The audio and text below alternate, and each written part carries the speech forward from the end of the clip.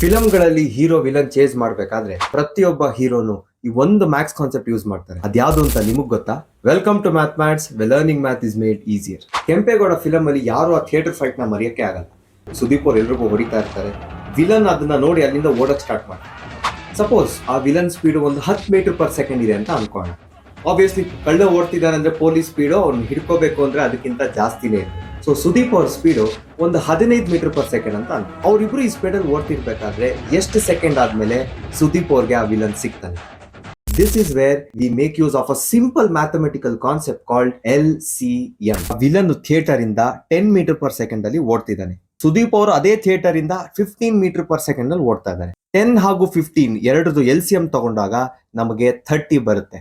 So 30 ಸೆಕೆಂಡ್ಗಳಾದ್ಮೇಲೆ ಹೀರೋಗೆ villain ಸಿಗ್ತಾನೆ. ಸಿನಿಮಾದಲ್ಲಿ hero ಇದನ್ನ ಎಷ್ಟು ಮಟ್ಟಿಗೆ ಯೂಸ್ ಮಾಡ್ತಾರೋ ನನಗೆ ಗೊತ್ತಿಲ್ಲ. ಆದ್ರೆ ನೀವು ಈ ಕಾನ್ಸೆಪ್ಟ್ ನ ನಿಮ್ ಎಕ್ಸಾಮ್ ಗಳಲ್ಲಿ ಅಪ್ಲೈ ಮಾಡಿದ್ರೆ ನೀವುಗಳು ಹೀರೋ ಆಗ್ತೀರಾ. ಯಾಕಂದ್ರೆ ಸುದೀಪ್ ಅವರೇ ಹೇಳಿರೋ ಹಾಗೆ ಕಲ್ಪಿತ ಪಾಠ ಇದು. You have to be good in math.